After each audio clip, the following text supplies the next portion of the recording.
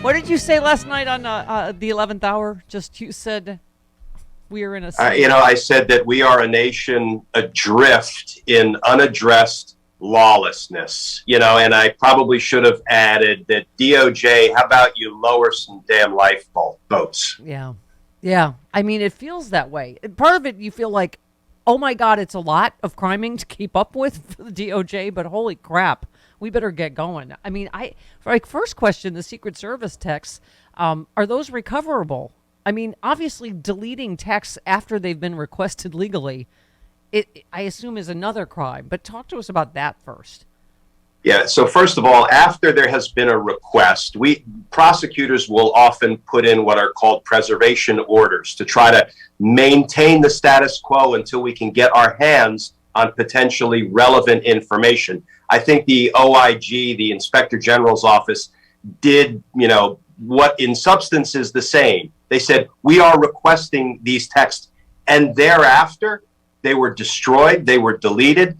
That, I'm sorry, has the smell of nefarious conduct. Doesn't prove that it's nefarious conduct. But here's the thing. Ordinarily, even when you're migrating service from, one phone to another, from one provider to another, that doesn't mean everything that has gone before is forever deleted, wiped away. So some of this stuff might be recoverable. The cell phone providers will retain the content of text messages for some period of time, but each company has its own internal guidelines. Some will retain it 60 days, 90 days, 180 days. So we have no idea what's retrievable. But what I know, Steph, is this stinks to high heaven. Yeah. I mean, why would texts from January 5th and January 6th be deleted when we all knew the historic importance and evidentiary importance of those text messages? Yeah, they said the Secret Service said they were lost as a result of a device replacement program. How does that or an evidence destruction program, one or the other. How does that sit with you as a prosecutor? I mean, the thing is, speaking of recovering evidence or whatever, I mean, the people that say be patient, the DOJ is, I mean, they cite the raids of Eastman and Jeffrey Clark, right? My favorite answer is, can I put my pants on? No. So they cite that these are actual raids, that the DOJ must be doing something. Where do you fall on people that are saying that? Be patient. They're obviously investigating, and people like Chairman Schiff, who are saying this is unprecedented, that the committee would be so far out in front of the DOJ, or that even Georgia would be in front of the DOJ on this. Steph, I struggle every day to balance my own sort of acknowledged need for patience with the extreme frustration I feel because the DOJ is not acting quickly enough, has not acted quickly enough. And now we have witness tampering on top of the substantive crimes. Can I tell you, witness tampering is something I call loaded gun evidence, not just smoking gun evidence, because it presents a clear and present danger to the integrity of investigations. So what we would do as prosecutors, I can't tell you how many times I did this, because unfortunately, practicing in the courts of Washington, D.C. for decades, we had to deal with lots of witness tampering. Steph, we jump on it immediately. We investigate at light speed. We secure an arrest warrant. And then, frankly, we make a very public, splashy show of the fact that we just locked up somebody who was tampering with witnesses. Because, one, we have to neutralize that threat.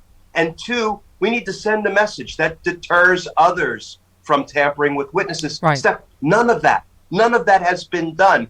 And I am at a loss for why the Department of Justice seems to be sitting back on its heels. Well, and what do you make of Chairman Thompson saying that? Like, we're apparently not going to hear from this witness now that Donald Trump tampered with? I mean, what strikes me is when you always talk about mob prosecutions, I mean, because, of course, legally they're saying, well, if Donald Trump called, but he didn't leave a message and they didn't talk, you can't really prove witness tampering. But you and I both know, first of all, this is some lower level aide that has never heard from Donald Trump in his life. Clearly, we know why he was calling. But where are we legally with that? So I am of two views when I hear Representative Thompson say we're going to forego presenting important witness testimony from somebody who has been tampered with. One, I hear the terrorists are winning.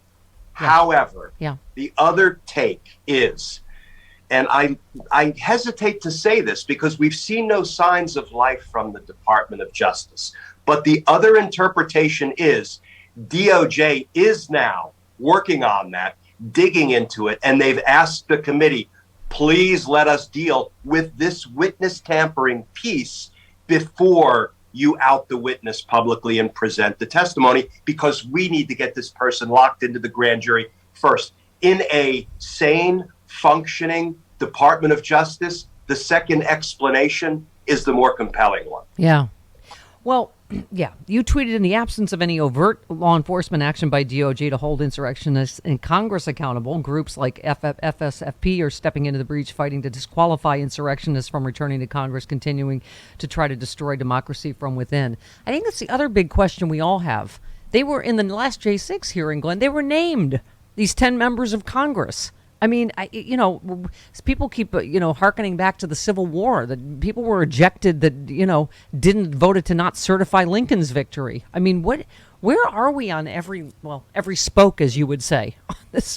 We have insurrectionists in Congress running for re-election. You would think the Department of Justice, not for political reasons, but for democracy-saving reasons, would step up, would bring charges against them if the evidence supports charges, and try to not only hold them accountable for their crimes, but disqualify them from future, public service. And because the Department of Justice is not doing that in a timely manner, we have citizen groups, nonprofit groups like Free Speech for People going into court, Steph, and fighting for us, trying to disqualify insurrectionists from getting reelected and continuing to try to kill our democracy from within. That shouldn't be listen, I love that we're all in the fight. I love that Free Speech for People is doing it, but it shouldn't be left to the people. It should be left to the law enforcement authorities that we entrust with these duties. Yeah. So talk to us about these Steve Bannon recordings. Are these as incriminating as they sound? And who leaked this and why? What do you think is happening before his trial starts Monday? I mean, this is the whole plan. He said it. He said exactly what's going to happen. He's not going to be winning. He's not going to win, but he's going to say he did. He's going to do X, Y, and Z. So I'm going to go really dark here, but I have to keep it real. I'm going to be in court covering for MSNBC the Bannon trial beginning on Monday. Wow. And I have been saying all along that if Steve Bannon goes to trial in a misdemeanor contempt of Congress case, rather than the prosecutors dropping additional charges on his head, courtesy of a superseding indictment, bringing a bigger case against him for seditious conspiracy, obstructing an official proceeding, conspiracy against the United States, etc., that will be a really bad sign, because it seems to me the prosecutors have ample evidence to bring additional charges against Steve Bannon, but instead they're going to rush to trial in a standalone misdemeanor contempt of Congress case. That, to me, is a bad omen of things to come. What? Well, you tweeted, Cipollone testifies for hours and against Trump. Next up, Bannon, Elmer, Oath Keepers, Rhodes, are the floodgates preparing to open. So what, again, I guess I ask, who leaked this audio and for what purpose? I have no idea. I don't know how that audio was leaked. And, with every revelation, like what Bannon was saying, which we all sort of knew, right? It wasn't a shock that he said it. It might have been a shock that it was captured and leaked. But with each new revelation, we're like, oh, my goodness, I can't believe that happened. And somebody's going to have to be charged.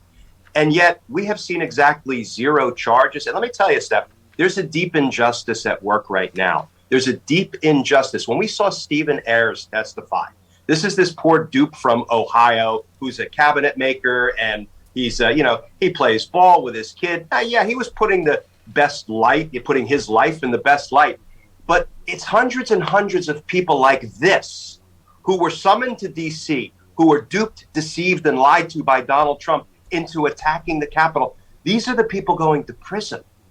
And the person who gave the orders to attack the Capitol while armed is out there not only playing golf, but contemplating another run for president and continuing to push the big lie at his rallies, urging additional potential violent conduct.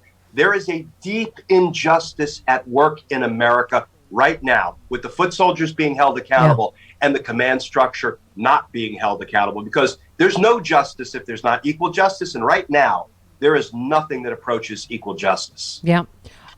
So the judge obviously ruled Bannon will go to trial Monday. Of course, he tried again, right, to dodge this trial starting. Judge Carl Nichols rejected arguments from Bannon's lawyers that some CNN program was going to bias the jury, whatever. So, but you're saying you think it's not necessarily a good thing, that it's not a good thing, because rarely does a federal prosecutor, want to go to trial in a single standalone charge, right? What you want to do is supersede and bring additional charges so you can give the jury the power of context. You can actually paint a picture of all of Bannon's criminal activity. It makes a jury far more likely to convict.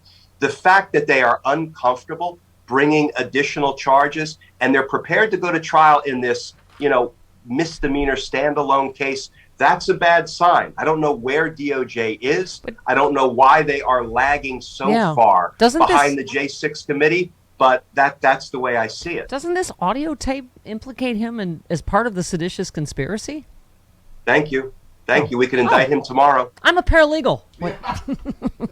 Oh, boy. Yeah. DOJ needs you, Steph. Thank you. I'm ready to serve. Don't validate with her no like that. background or education or training of any kind. I am ready to serve. I stand He's ready. He's going to get off. Trump's advisors urging him to announce a 2024 presidential campaign before Lindsey Graham testifies before a grand jury in Georgia. A lot of people are saying you've got to announce so you're protected, said somebody quoted in this article. You said let Trump declare he's running for office. Let him declare he's a king, an emperor, a grand poobah. None of it protects him from being prosecuted. Trump is going down. I hope so. I mean, why did he thinks this is some kind of invisible cape or something, saying he's going to run for president? The only thing protecting Donald Trump against indictment right now is Merrick Garland's decision, right? Because there's ample evidence. But that was to charge specifically in Georgia. They think, somebody close to Trump thinks that will protect him from Georgia. And I appreciate that Fani Willis is going hard after it, and I suspect she will indict Donald Trump. But this is not a state problem. Donald Trump is a federal problem. We need a federal solution. We need DOJ to have the backbone to step up and indict a former criminal president, or else, we're kind of done. Yeah, I hear you. When Glenn Kirschner does not bring the happy clappy, right. I don't know what to say. I have to supply fake applause. He brought it last week, though, when he was in studio. I know, and I got a hug.